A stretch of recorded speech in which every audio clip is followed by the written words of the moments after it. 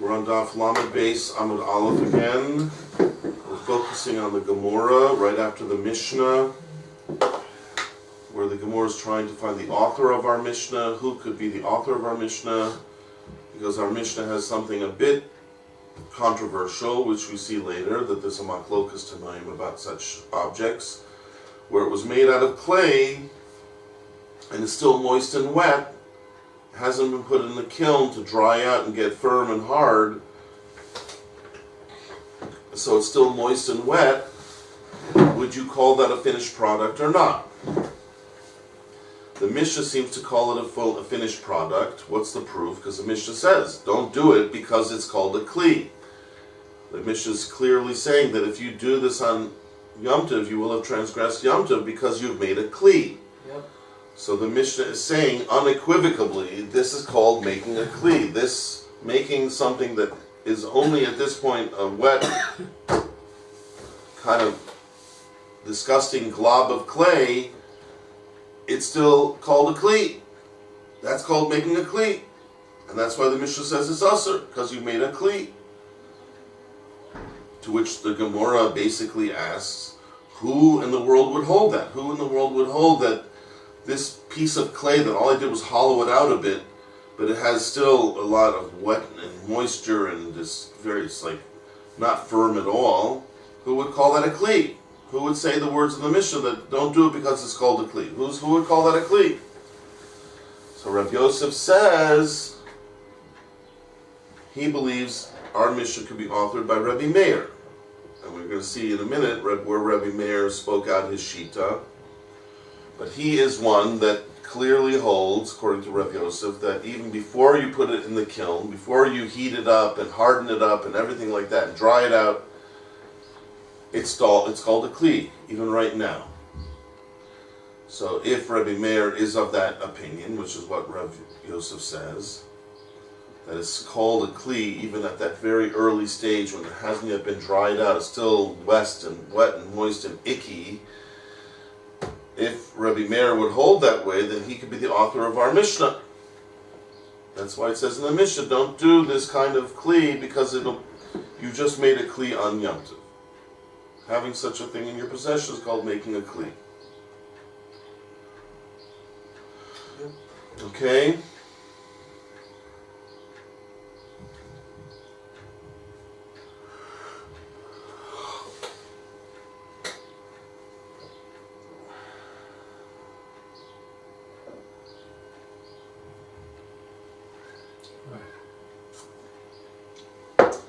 To which Abaye says, maybe you're wrong, maybe our Mishnah is not Rabbi Meir, because maybe even though you found Rabbi Meir somewhere else saying that such a thing as a kli, maybe he wouldn't agree that our Mishnah's case would be a kli, meaning it must be written by somebody else, because Rabbi Meir would not go so far as to call this a kli.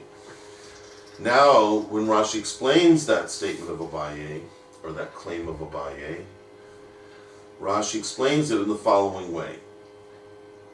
That yes, we found Rabbi Meir in another Beitsa saying what?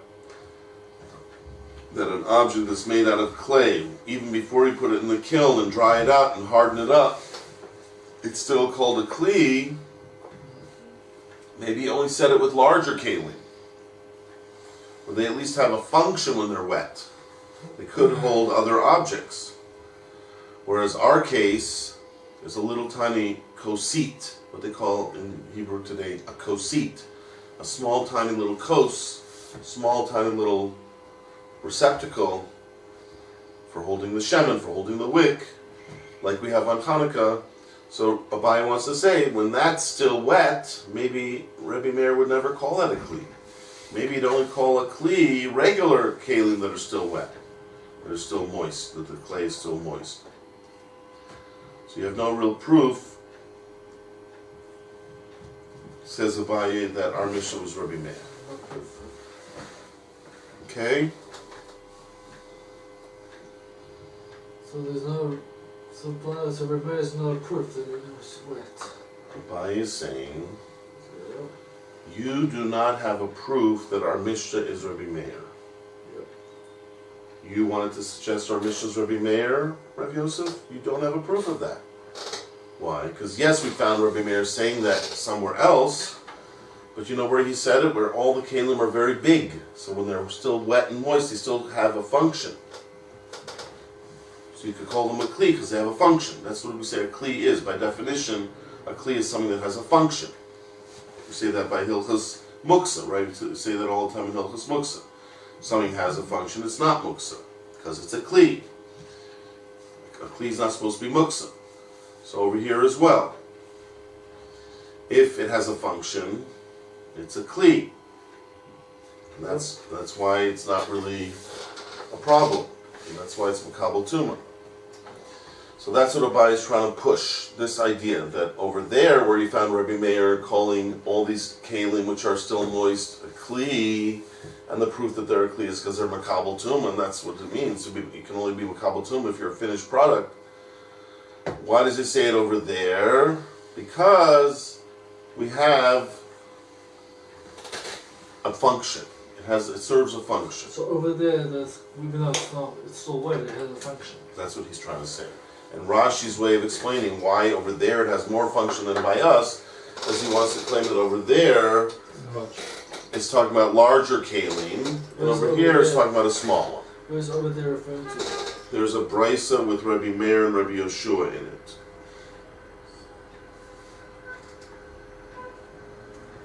If you look at the Gemora, it says on the second line of Gemora,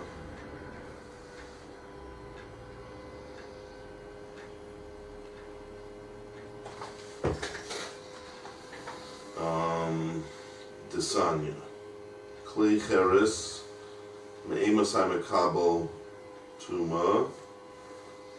Right? That's the general question in the Beitsa. At what point is an article Makabel Tuma? And so Rabbi Meir's answer would tend to be the standard answer, Misha Nigmer Malachtu, as soon as this work is finished.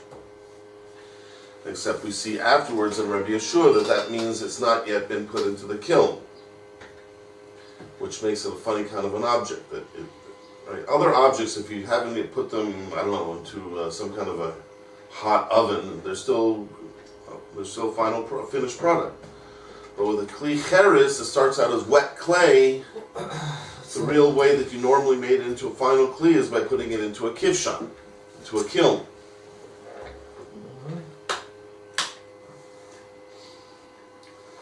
And so we see that will be a finished kli. Everybody agrees that if it's reached the stage where you put it into the kiln already, and now it's going to come out a real finished product that everyone would consider a finished product, then it's already going to be Makabel Tuma at that point. But Rabbi Meir says it's Makabel Tuma even much earlier, when there's just young people all around, and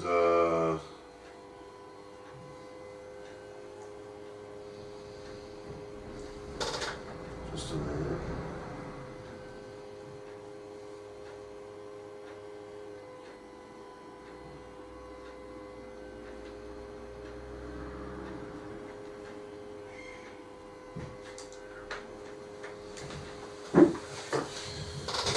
So again, Abai is trying to suggest that the two cases are not the same. The case over there where Rabbi Meir calls it a kli, and our case where it's called a kli, maybe they're not really the same case. Because in one case it's larger and has a function already, even though it's still moist and wet. And in our Mishnah, Abai wants to postulate it sounds the same, because it's still moist and wet, but since it's a very small kli, it won't have the same function. Therefore, it may not be considered a kli yet. You know, it has a function with something else, like the Peshita was still not considered a kli. We can't bring a right from this part. That's what Abai is trying to claim. You can't bring a proof from over there where it has a legitimate function at the earlier stage when it's still moist and wet. It has at least a function. People will use it for other things till it dries out. They're willing to put their apples in there, their oranges in there, their whatever. Whereas you have something here, like tiny little kosit for holding shemen, for holding the wick. very unlikely that people are going to have what to do with that. That's what Abai says. Yep.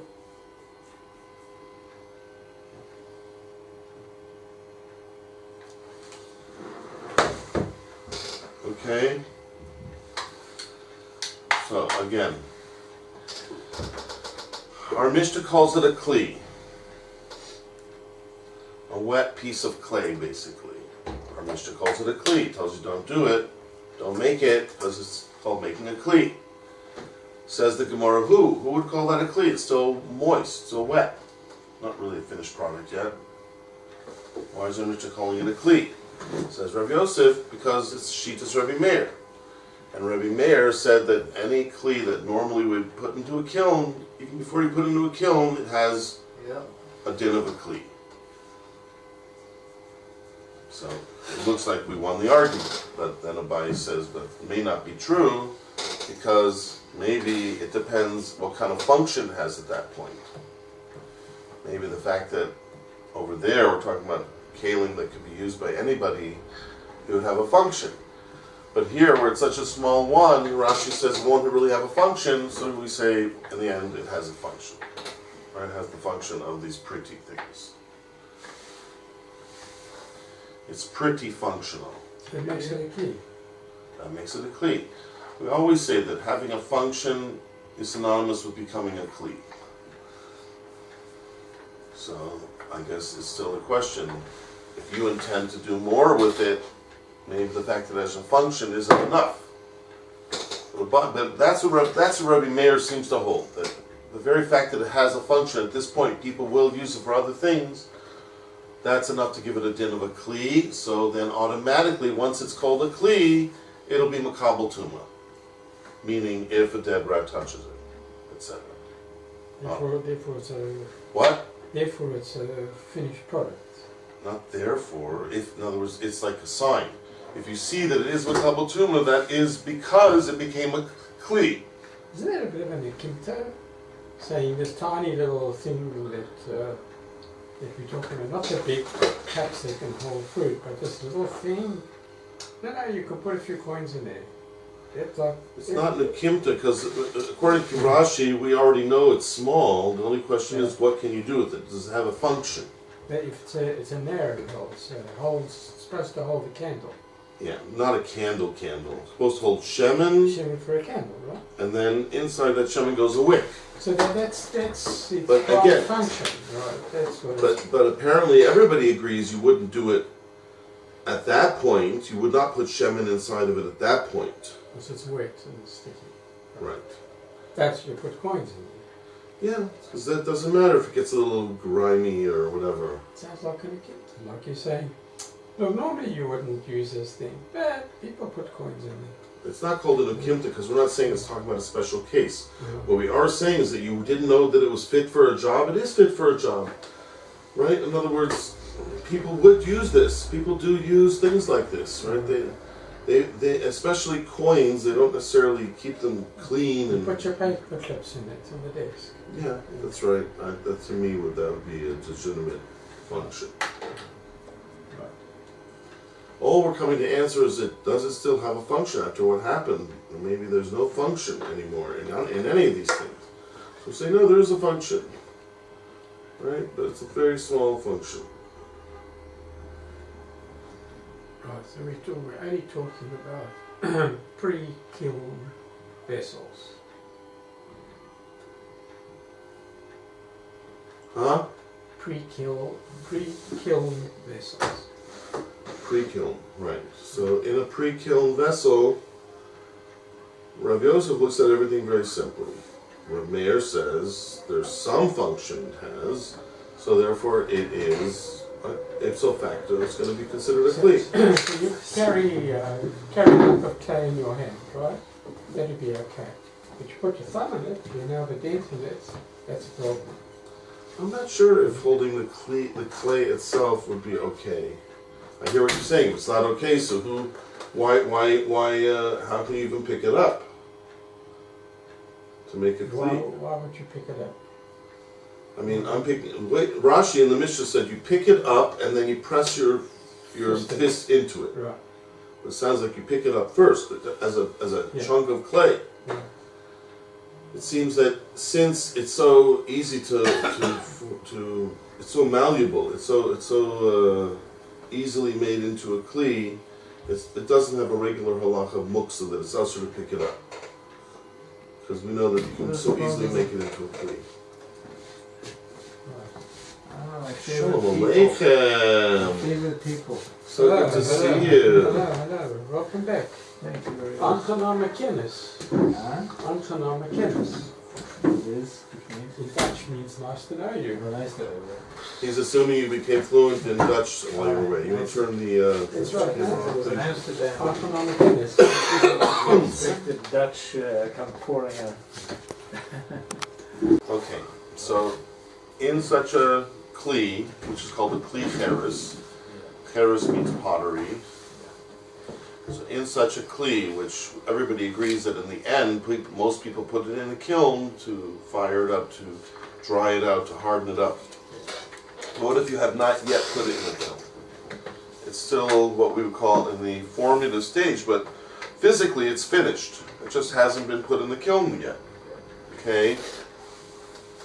So in other words, what's wrong with it? It's a wet mess. Okay? So in such a kli, would you call that a kli? Would you already say, oh, it's a finished product? No. Rebbe Meir says it is. How do we know he holds it is? Because what does he say about it? What does it say right after kli cheres?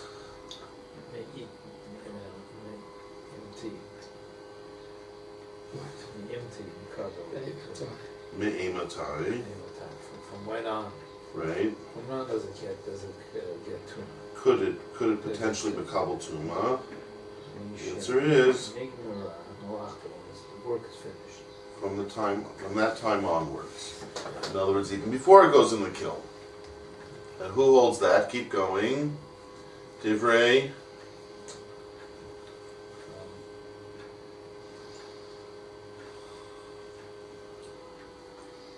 Misha Nigmar Malachto. Write those words that you just read. Right after the word Malachto.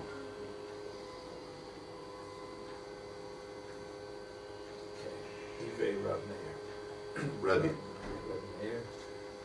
Okay, so that's Rebbe Meir. So you see that Rebbe Meir holds that even before it goes in the kiln, what do you see about him? That he holds such a thing is called what? A kli. What's the proof? Because it's makabel tuma. And we know the rule in Hilchos Tuma that it can't be makabel tuma unless it's a finished product. So if already then he says it's makabel tuma, that means he's paskening that it's already finished kli. Right? In other words, it's finished enough. It's enough finished. So therefore our Gemora wants to say, Rav Yosef wants to say, you see, if he holds it over there, he'll also say it in our Mishnah. When they just took this thing and they hollowed it out, but it's still a wet piece of clay, he says, it's usher to do that on Yom Tov. Why? Because you just made a kli. Who says that's called making a kli? Rebbe Meir. Because it's the same case as Rebbe Meir's case, pretty much.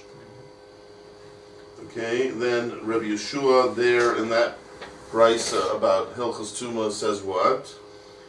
No, that's not makabel tuma. At that early stage, when it's still a wet glob. Well, when is it makabel tuma? Mishe Yitzarfo Be Kivsham. Right? Like it says that. Yeah, a big furnace, right? A big furnace. Like it says Avram Avinu was thrown into a big kivsham, ha'esh, right? A kivsham, a furnace. Okay? So according to Rabbi Yeshua, would he call, let's say, the wet glob in our Mishnah a kli? Would he have said that it's called a kli? No. So that's what Rabbi Yosef says. Therefore, our Mishnah must be going like Rabbi Meir and not like Rabbi Yeshua.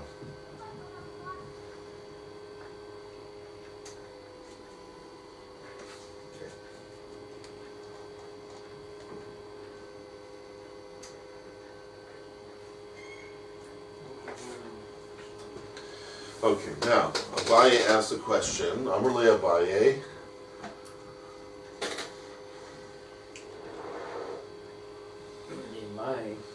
which means from what, meaning from what are you really bringing a proof? In other words, I don't agree with your comparison. You're making comparison of our case where he's hollowing out a small container to be a nair, and over there where they're dealing with larger, according to Rashi, they're larger pieces of pottery which have not yet been put in the kiln.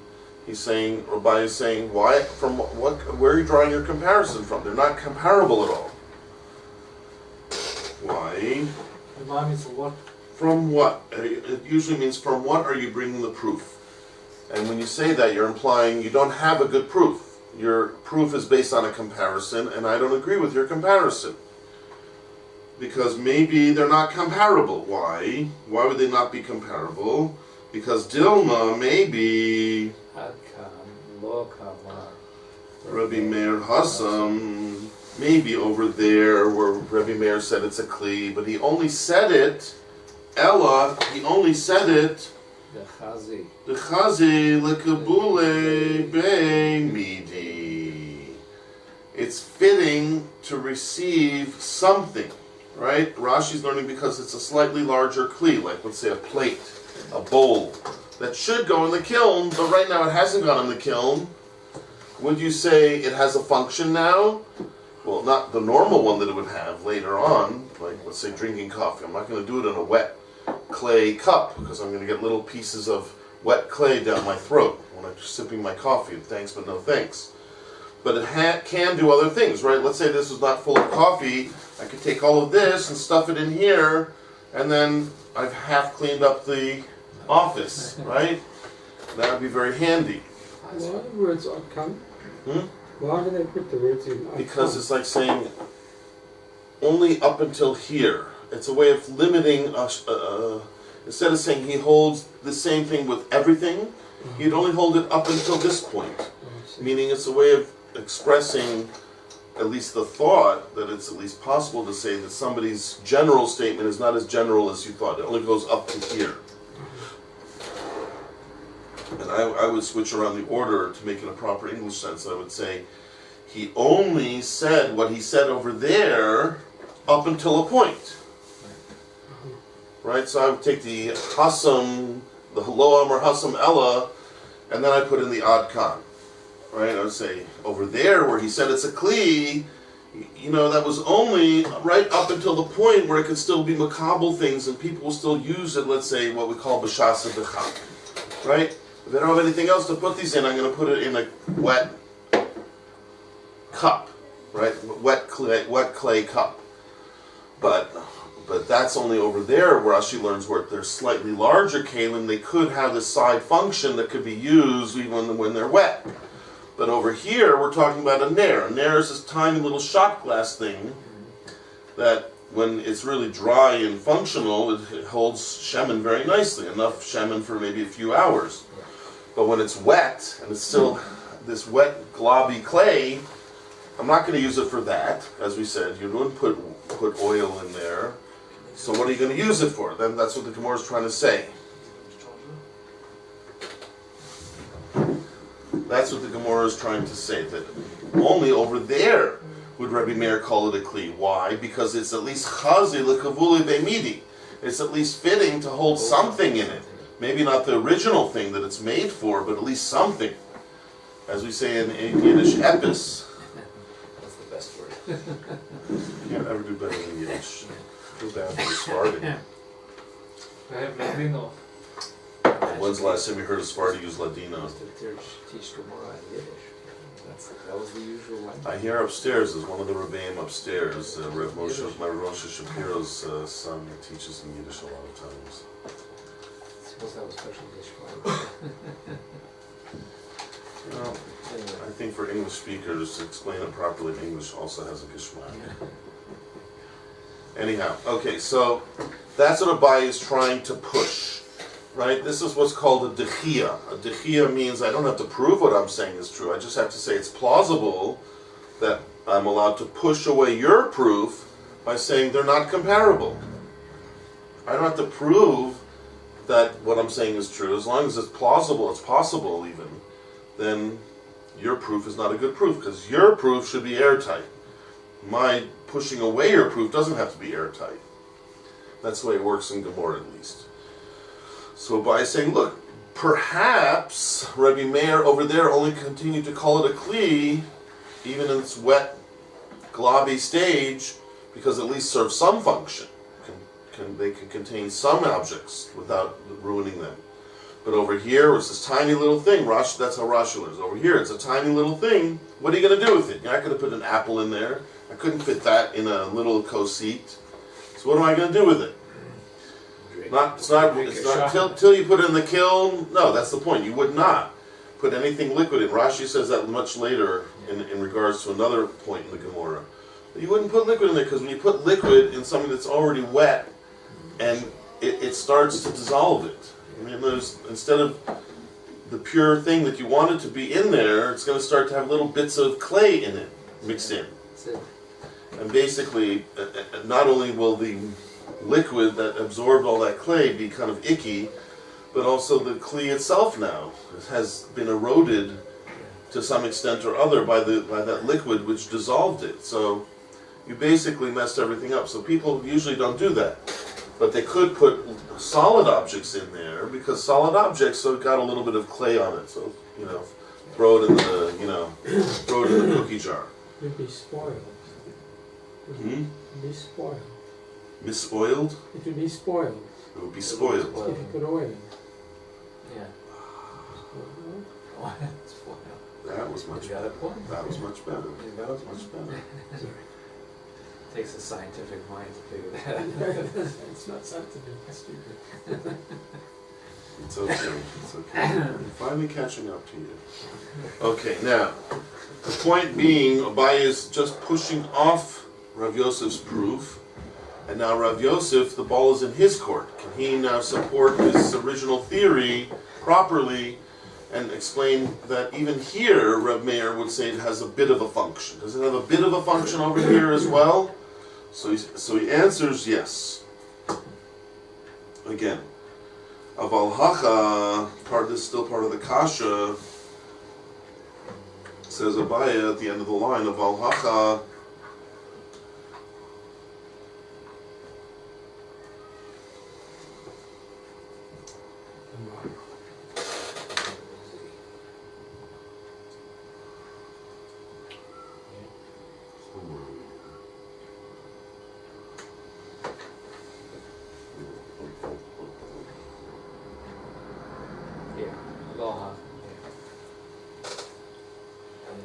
but here, Lamai Chazi, for what would it really be fitting? Meaning it's not fitting for its regular function. What other function could it have to give it a bit of a Shein Kli for the Mishnah to say here it's also to do it on Yom Tov because they're making a Kli? What function does it have? Kibuli, Bei, Pshiti. Right. That's the answer. To put in it something simple. It sounds like simple, but the truth is, some say it's going on a coin called a pruta. Right? A pruta is, if you want to look at it that way, is the simplest coin. It's like a penny. The smallest possible coin, the smallest coin printed, not in necessarily full size, but in value. It's very much like a penny that's made out of copper, and it's the cheapest coin. So it's called pshiti, little copper coins. But I remember some Gemoras that even called pshiti small copper bits, even if they're not coins, just little pieces of metal. It's also called pshiti. So we're talking about a different case. It's only made to accept like small things. Not made to do it, but it could do it. It's very much like Hilchos Muktzah in that respect. I'm going to be leaving a bit early. It's very much like Hilchos Muktzah in that respect. But it doesn't have to have been made for it, but as long as it's still fitting for it. Remember we talked about the bricks? We said the other day bricks. A fellow finished building a building, but there's still bricks lying about. Depends if they're stacked up. If it wasn't stacked up, we said You need to lie down. it's not Muktzah because it's fit to lie down on that. Like it's fit for this. So being fit for something means it could be, but not necessarily that people are going to, but it could be. Right? But the very fact that it could be used for something gives it gives it a usability. It makes it like a kli that is used for something. Once it's a kli that's used for something, so in Hilchos Tumah it's makabel tumah. In our Gemora, the Gemora says you wouldn't be able to make it on Yom Tov because it's called a kli. And in Hilchos Muksa, it wouldn't be called Muksa because it's a kli. In all these places, the same tzad hashava, the same common denominator. That once it has a function, even a potential function, then it's no longer a glob, it's a kli. Okay? So in our sugya, where we're talking over there about being makabel tumah, it'll be makabel tumah. In the Mishnah that says you can't do something like that on Yom Tov because you've just made a kli, so then it'll be asur to do it because you're making a kli. But all you need is the potential because it is fitting for that thing. Not that it was made for that. But it could be used for that. It's a possible function, therefore it's called a kli. If it has a possible function. Okay, but the Gemora said over here, we don't see what other possible function it has, other than just waiting to put it in the kiln. We said, no, you can put little bits of metal or small coins in there, small pennies in there. Probably it means, because like we said before, if we're talking about clay that's still moist, it makes whatever you put in there like kind of grimy, like it makes it kind of gritty and disgusting because it'll stick to that thing. Well, these small coins, anyways, they're the cheapest, smallest coins. They're not even a coin that's really very valuable. So who cares if it gets a bit of clay on it or whatever? Okay. So now the Gemora basically has finished that section. Now we have an Ika D'Amri, which we started yesterday, but we haven't yet finished. Okay, so what's Ika D'Amri mean? For those who hold. No, there are those that say. Another version. It's another version of everything we've said till now. So let's just recap what we've said till now. We had a problem with our Mishnah, because whoever wrote our Mishnah is holding that a wet piece of clay is also called a kli. Right? Basically, clay is kli. That's about it. Even before it goes in the kiln. A kiln is also kli. Kiln. Right? So it's a kli. Clay is a kli without the kiln. That's it. Say that after a few drinks. I can't even say it without 3. Okay, now, so the point is that now we had a question. Who would say that? I mean, it's not really fit for very much if it hasn't been put in the kiln yet. It has very limited function, and most people would still not call that a kli, and yet the Mishnah calls it a kli. So the first version had this whole thing about Rebbe Meir, and the whole thing about, we found a place where Rebbe Meir calls such kalim as makabel tumah. That's a proof that it's a finished product already, at least on some level. But now the Gemara is going to go through that same back and forth with not only the answer, but also Abaye's question as well. It's all said on another option, not Rebbe Meir and the one option that we just had, another option. Okay, so basically we'll go through the same ideas, but as we say, the names have been changed to protect the innocent. Okay, so Ika D'Amri. You want to try it, Shabbatai? Okay. Ika D'Amri, and those that say, Amar Rav Yosef. So it's still Rav Yosef doing the answering, and it's still ostensibly the same question. Who wrote our Mishnah? His answer this time is going to be different. Rebbe Eliezer or Rebbe Tzadok? No, Eliezer bar Rebbe Tzadok. Ah. It's the same person, just the father and the son. Rebbe Tzadok. Okay. So it's really a Rebbe Eliezer, but just there are a few different Rebbe Eliezers. So instead of just saying Rebbe Eliezer, which would be confusing because there are other Rebbe Eliezers, so we say the Rebbe Eliezer bar Rebbe Tzadok, that one, that Rebbe Eliezer. And they're saying that he's the author of the He must be the author of our Mishnah. Again, I assume because he's calling it a kli even when it's still in its wet stage. Why? Because in a Tanya or Mishnah, in a Mishnah, Tanya, Alfisin Charonios. That plates of the simple villages or simple small cities, Yeah. Tohora Ohel Hametz, they remain Torah in a tent where someone has Tahoros would mean they're not makabel tuma. Tshuva, in a place where someone has died.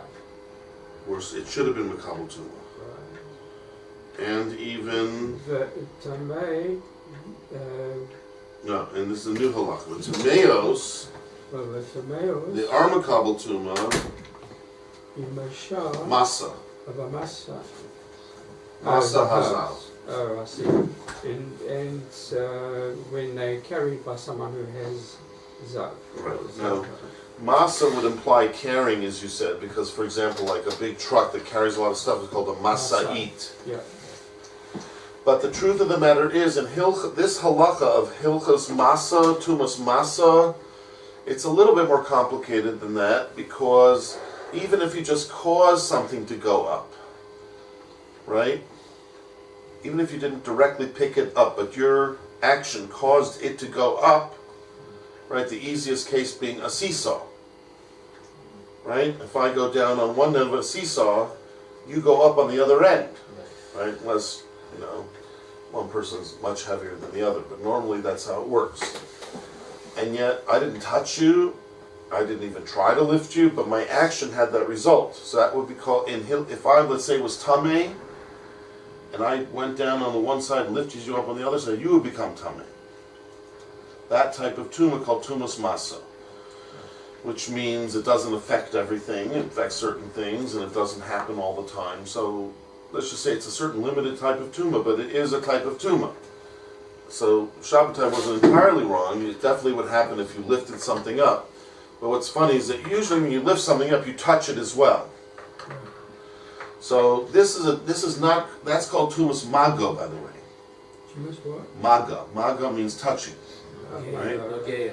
Like my wife said, the hardest part when she was becoming more religious was Hilchas Nagia, right? Shomer Nagia. Nagia means touching. Right? We talk about a person who's prejudiced, he's Nogea. He has Nagias. Right? He's affected, he's touching the thing. Touches him. So that's touching. But so there's a certain specific kind of tumah that's transferred through touching, and there's some kinds of tumah which are transferred through lifting, as you call it, right? But they don't necessarily intersect always, because, for example, you can touch something without lifting it. You can also lift something without touching it. No, mincha's not for a while. I don't want to say you missed the boat, but pretty much I think it's at 5:30. That's 20 minutes before Shkia, I think. Might be a touch before 5:30. I'm not sure exactly if mincha, if Shkia is 10 to 6 or a little bit before that. But it's getting a bit later, so it's not till after our shir is over. Okay, so we're going to see much more about this in Rashi, B'ezrat Hashem, but that's called Masa Hazav, right? So he just made a chiluk, right? Right? This person, whoever it is, we haven't even seen his name, maybe it's just called the Tanakama, he has said a split. He said a split decision over here. What's a split? These types of, we'll call them crude plates, right? That's kind of how Rashi explains these plates. That they're used in these sort of remote villages where they're not so ornate. They don't care about the ornate stuff.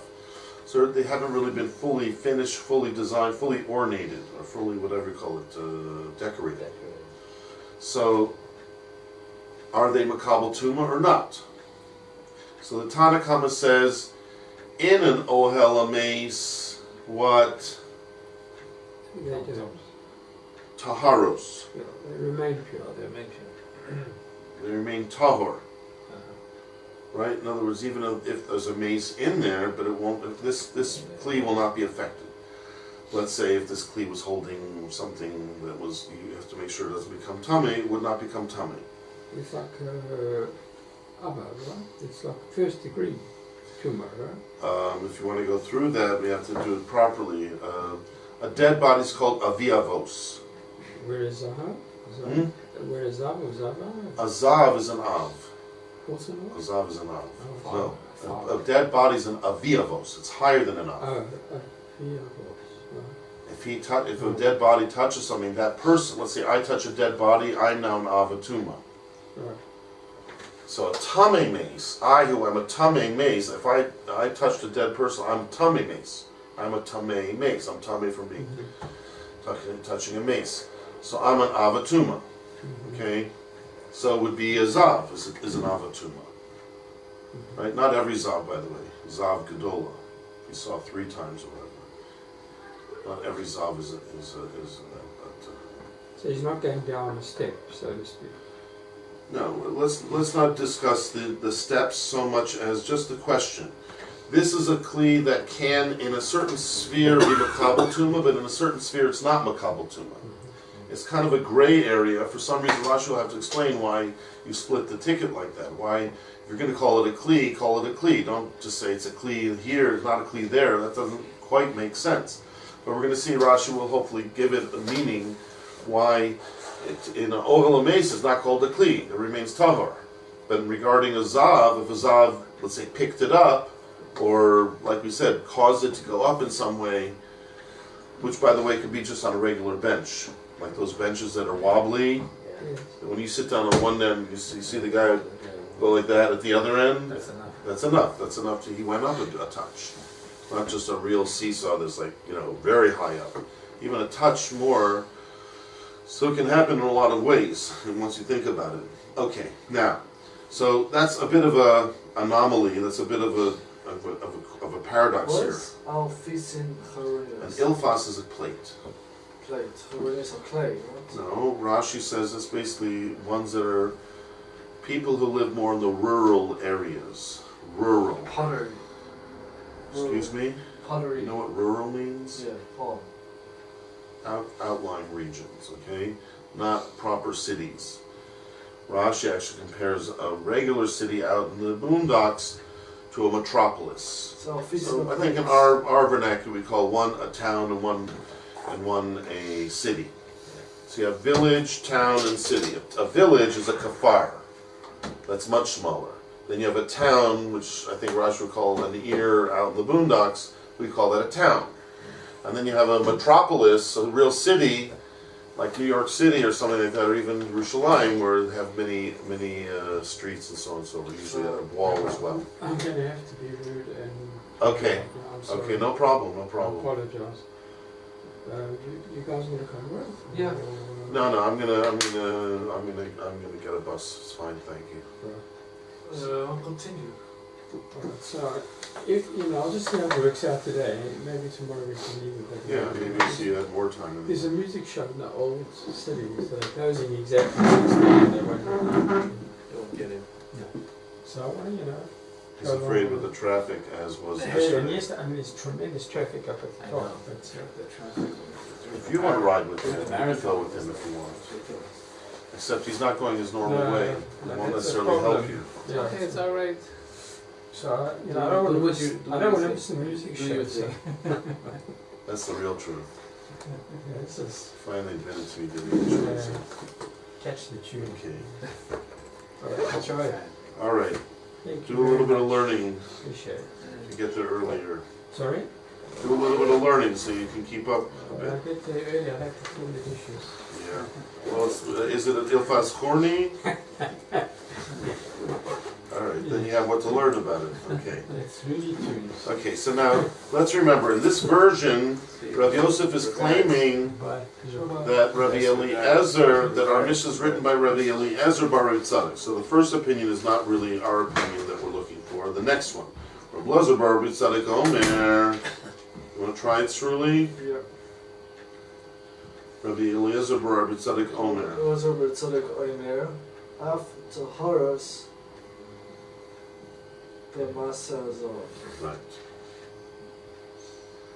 What is after Horos? Which is Torah. What? Even. What? Even what? To Horus. They are taharos. They are referring to what? You know what the they is? Pure. These ilfas horny things. These plates which are not so ornate. The Masa Zov. in regards to a zav, lifting it up, which could make it tameh, he says no, it doesn't make it tameh. You know why? Lefi sheh, because they have not yet completed the work. right.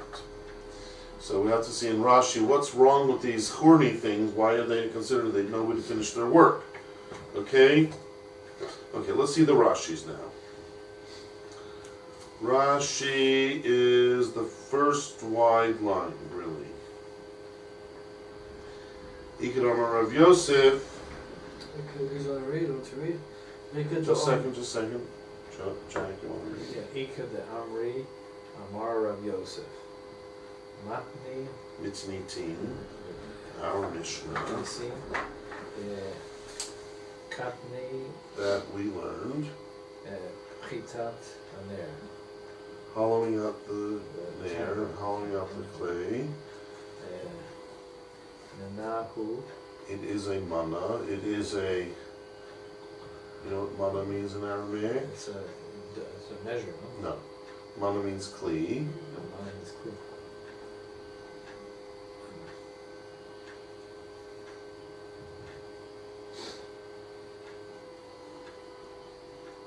Okay, clear. So that's the question. Who would be the author of our Mishnah that such a thing is called a kli? The answer is Rabbi Eliezer. Rav Tzadok. That's what Rav Yosef said in this new version. What makes him unique? The Amar The Amar Ifnei Chakika Lav. Mana Hu. So now we're going to a slightly different point. Not the fact that clay is wet and disgusting, but that there's such a thing as hollowing out a kli, and before you hollow out the kli. Okay?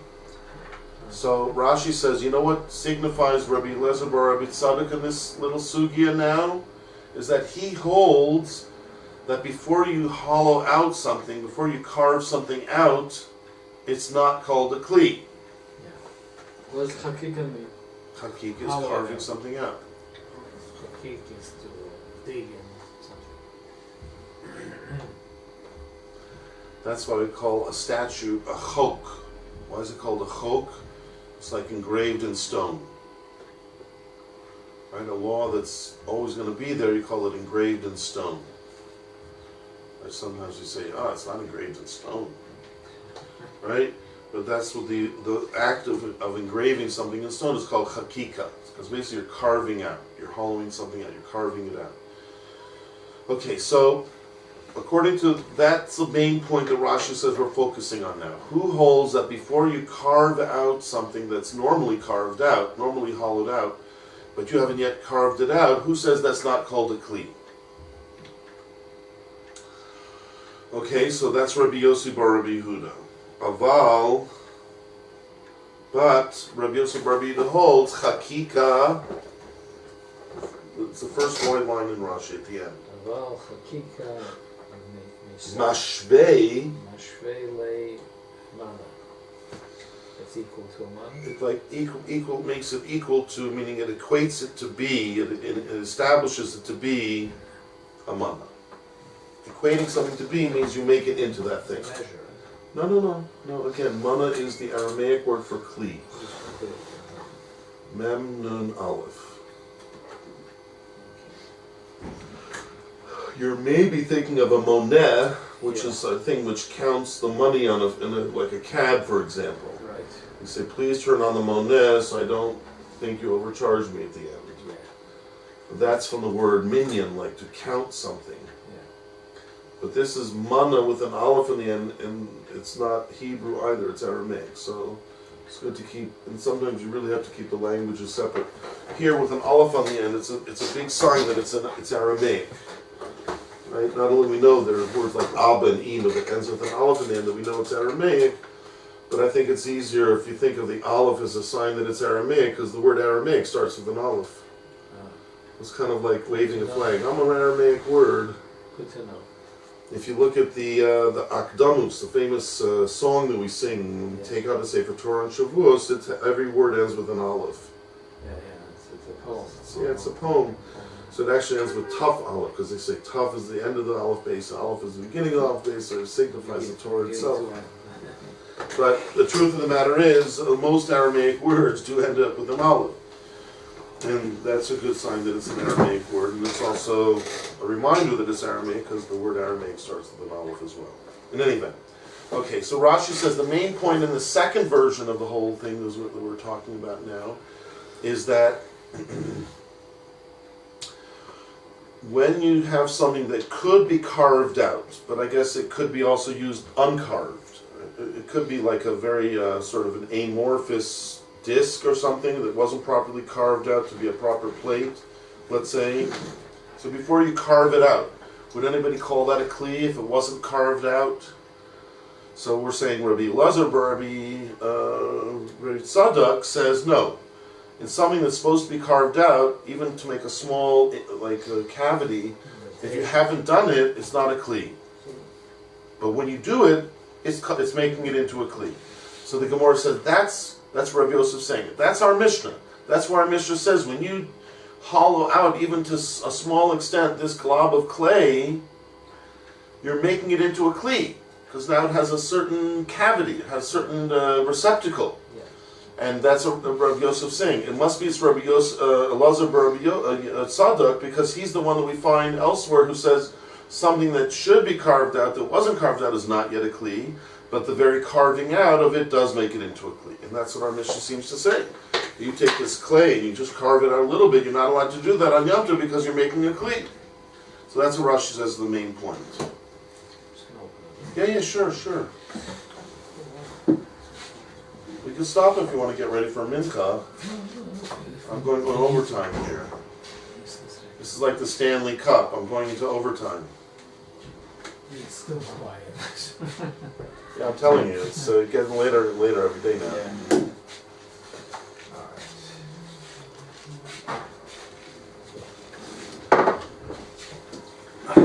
For a launchman, I'll go into overtime.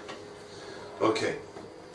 So Rashi in the second line says Ilvasin Chornios, where we find Rabbi Eliezer bar Tzadok arguing with the Tanakama about are these things Makabel Tuma in an Ohel HaMeis or even with a Zav. So Rashi says Mefarish will come on. You have the second wide line in Rashi. Mefarish will come on. It will explain later on. Rosh shel Ayarot. These are plates that belong to people who live in small cities, small towns. Krachim Gedolim. They're not people who live in big metropolis type of cities, right? They're sort of simpler rural cities, rural towns.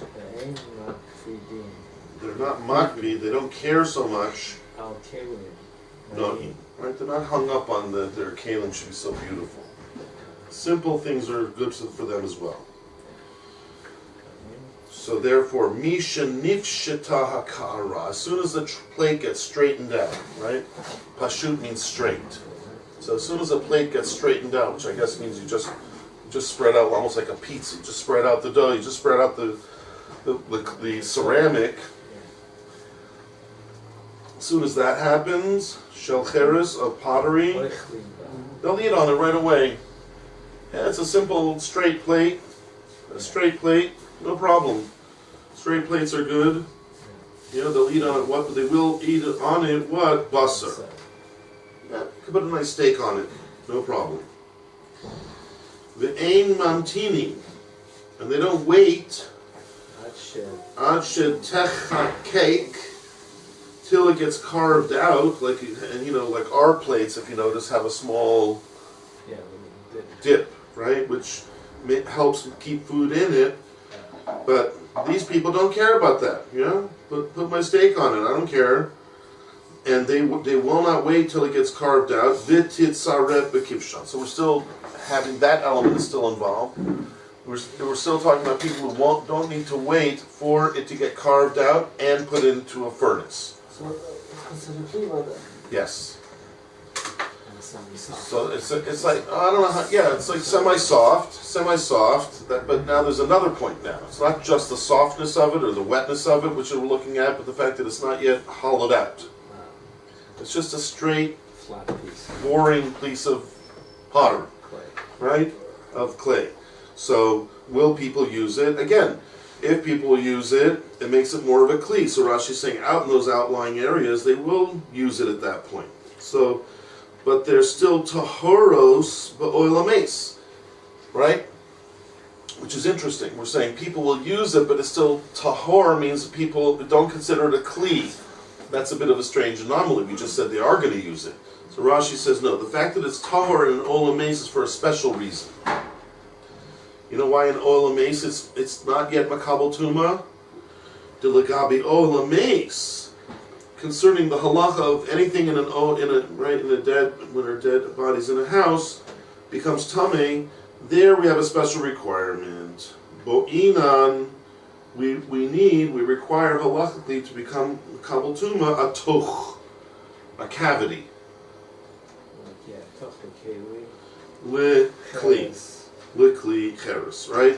So if you have a kli cheres, like this one that's straight, that has no indentation at all, no little cavity, no receptacle, that's why it's not makabel tuma in the oil mace. Because there's a special halacha in oil mace that any kli that's made out of pottery but doesn't have that receptacle, huh?